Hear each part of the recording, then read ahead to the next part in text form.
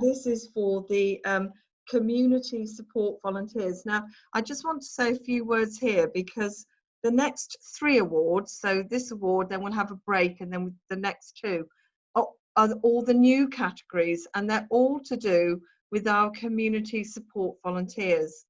Now, when we first, lockdown first arrived, within, I would say, a week to 10 days of that lockdown starting, we became aware of around about 100 groups of community support volunteers that came together to support people in their communities. Now, we wanted to help and support those groups as much as we possibly could. And Callie is still in post at that time. And Callie did a lot of work and managed to make contact with most of the coordinators of those community groups. And those groups came together very informally, but came together to form the Pembrokeshire Community Support Network. That meant that we were able to provide all the groups in that network with guidance, support, make sure that they were volunteering safely and effectively, make sure that they were up to date with Welsh Government guidance on what could and could not be done. And there was weekly meetings on Zoom. There was a Facebook group that was set up, and we could see in those first few weeks the ideas that came forward from community groups was fantastic. If there was a problem, it was solved. And then if it was solved by one group, it was shared, that learning was shared with others. So there really was a great pulling together of support across the county through the Pembrokeshire Community Support Network. And we worked as PAVs, we worked really closely with Pembrokeshire County Council and the Health Board to establish Pembrokeshire Community Hub. And between the Pembrokeshire Community Hub and the Pembrokeshire Community Support Network, plus our network of established volunteer groups and their volunteers, we believe that we were able to support people in Pembrokeshire wherever they lived and whatever they needed during COVID. There was a single phone number, there was a leaflet drop that went to every household, and people knew that if they needed anything and they couldn't get it through family, friends, through their usual networks, they could phone the telephone number and we would help. And you all helped in that endeavour. So this is why we've added the categories onto our awards ceremony, because what we have witnessed in the last few months has been nothing short of amazing. It's been incredible. And we would really like to continue to work with you all of the community support groups, to continue that effort beyond COVID, because we know that even outside a crisis, there are people in communities who are lonely, who are isolated, who don't have family and friends, who need help and support. So we really would like to keep working with you and keep going with that incredible effort. And I know that partners through the Community Hub are also very supportive of that as well. So hopefully in partnership we can move forward together and make these categories of award not just for this year but in future years as well. I'd like to see it continue beyond COVID-19. So that's the background to why these categories are here, and we're going to start with the community support volunteer under 25, and we have 2 finalists again. So I think we're going to meet them now. So we've got Bethany and Seren Rose, and we've got Oliver James.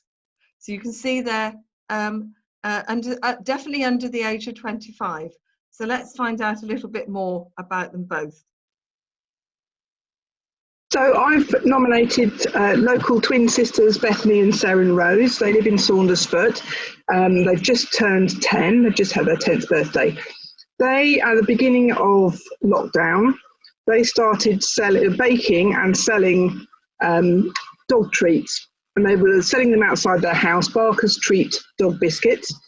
And the money they raised from selling these biscuits, they were using to buy gifts for frontline workers and people they felt were contributing to the village and how we were getting on in those early days.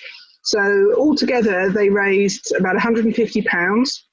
They bought gifts for the doctor's surgery, the school, the pharmacy, the postmen, their refuse collection team, the butchers, the local spa shop that had kept open. And they also bought the Saundersfoot Connect Facebook group admin team some gifts. It was lovely. And it was really a nice gesture for them to do. As far as I know, they thoroughly enjoyed doing it. They also raised about £250 for the guide dogs for the blind. So I thought that for 9-year-olds, as they were at the time, I thought that was absolutely fantastic. And they kept it going until about June, they stopped doing it. And I thought it was hats off to them. They did something, they enjoyed it, they contributed to the village and to all the people who were sort of keeping the village going during particularly those early few months when everything was very, very strange. So that's why I nominated them. I thought they showed a lot of initiative and raised a good amount of money and made a lot of people very happy. So Bethany and Seren, thank you so much for everything you did. I know as a lucky recipient of one of your gifts, I was absolutely chuffed to bits. You probably don't realise how much it meant to all of those people who received gifts from you. It was a very special thing to do, and you were very, very innovative and creative. And thank you on behalf of everyone who had your gifts, and of course the Guide Dogs for the Blind. You were absolute little superstars, and I hope you enjoy your evening, and whatever the outcome, you're winners to me. I've nominated Oliver James. He's been part of the COVID-19 supplies and support group for the village right from the start. Oliver was instrumental in setting up the group. He put together all the paperwork, including things like risk assessments, working on badges for people. He registered the group with PABS, and he's actually the group coordinator. He also assists with the St Dogmill's COVID-19 information and support Facebook page, which we've put together, which gives basic information each day on what's happening, what the situation is, where people can find help. People can also ask for help through that as well, because we've got all the numbers on the page where they can phone in and say, can you do this for us, can you do that? Now, Oliver's only 17 and he's a member of St John's Ambulance, so he's been volunteering for quite a while. He's also very good at fundraising for things, and if he knows somebody's in trouble, he's always the first one there. He also volunteers his time for things like football matches, doing the first aid for them, even though he doesn't get any support or help or money for this. In fact, he relies on grants for it, and he's very good at looking for things that will support him. As a young person, he is exceptional. A few years ago, the Community Council decided to set up a Young Persons Award, and the name on everybody's lips was Oliver. During the initial lockdown, Oliver was often walking up to 8 miles a day to collect and deliver prescriptions. He comes from a family that they don't have a car. I know he's been having driving lessons now, but everything has to be done on foot or with lifts, and he's managed fabulously. In the end, we put out a shout for a bike on Facebook if somebody could lend him one, and I actually put up assurance that if anything happened to the bike, because I trusted Oliver that much, that I would recompense the person. And of course it went back in first class condition, but it did help him get around, because he was just doing everything. And if anybody who knows St Dogmills, it's a very, very hilly place, and it's not the sort of place you want to do 8 miles up and down. But he was having to go walk to Cardigan to collect prescriptions and then come back, with supplies for people who were shielding in the village. And he did this without complaint, and we didn't even know this. It was only one day I said to him, Oliver, how are you getting around? Is anybody helping you? He said, no, I'm doing it all on foot. So I said, well, how much are you walking? He said, well, I'm getting really fit. I did 17,000 steps the other day, and when I worked it out, that's 8 miles. And he was doing this all on foot himself. He's a remarkable young man, and he deserves to be recognised for all he does for other people. And it's his willingness is to step up and help. If ever anybody says, I'm going to do so-and-so, you can bet your life Oliver will say, I'll help. You don't even have, I've never had to coerce him. If there's anything there, I helped him a few years ago with a fundraiser, St John's Ambulance, his own group, they were in need of a bit of funding. They were getting a bit short of money. So he said, oh, right, I'll put on a day with coffee morning and stalls, and he organised it all himself. He is really impressive. Oliver, I just want to say that on behalf of the village that we really appreciate the way that you step up and help everybody. We know that in times of need you're always there, and we really appreciate it. And we wish you all the luck in the future with all the things you want to do, because I know, and we all know, that whatever you do, you'll be successful at it. Thank you very much. Really, both truly inspirational stories. Now, I did reference the fact that panel members were given an impossible task and that I didn't envy them having to make choices. And I have to say that in this particular instance, they failed to make the choice. They could not choose. So I am very pleased to announce that the winner of the Community Support Volunteer Award for 2020 is joint winners Bethany and Seren Rose and Oliver James, and they will both be presented with trophies. So well done to both. And I'm sure you'll agree that in this instance, we can't blame the panel. It's impossible.